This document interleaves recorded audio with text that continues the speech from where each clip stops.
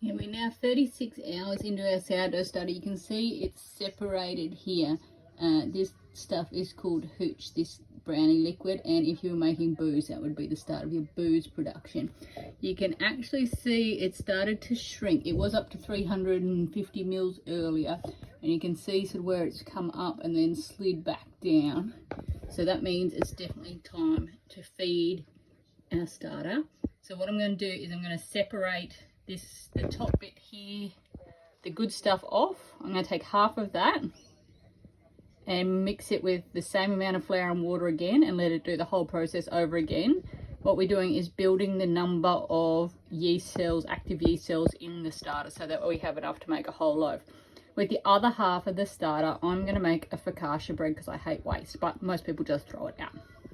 So as I said, we're going to take half of the good stuff. We don't want any of the crap that's in the bottom. We just want half of this good, and you can see how super stretchy it is. That means it's really healthy and happy. I'm just going to put it in this jar for now. Well, we get about half of it out.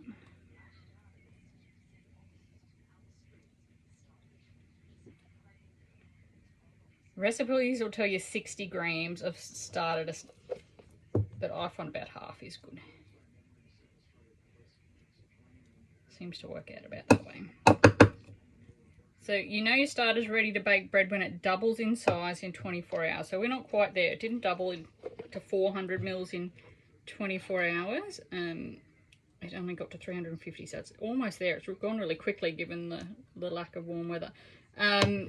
Now, like I said, most people throw their excess starter out. I'm going to put mine just here for now, and I'm going to make a focaccia because I don't think there's much point in wasting it. It's perfectly good. It's just not enough active yeast to make a full loaf of sourdough bread, but it is enough to give rise, a little bit of rise, to something like a focaccia loaf. So there's no need to waste it.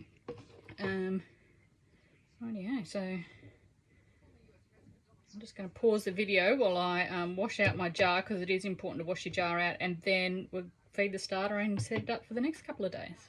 Just like the first day, I'm going to go half a cup of plain flour, half a cup of water, and then I'm going to add my half of my starter in. And then I'm going to mix that to a nice runny consistency, and we just do the process all over again. And on the day that it doubles in size in 24 hours, we're right to bake bread.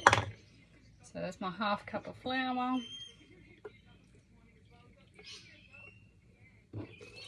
half cup of water, and half the volume of my starter. And like I said, a lot of recipes say 60 grams, but I reckon this is about right. You don't need to get too technical with this side of it.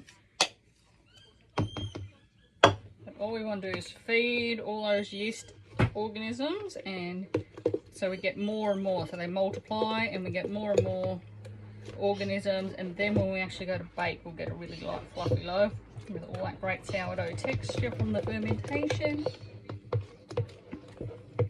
So now I've just mixed that up, and you can see with that nice runny dough texture again.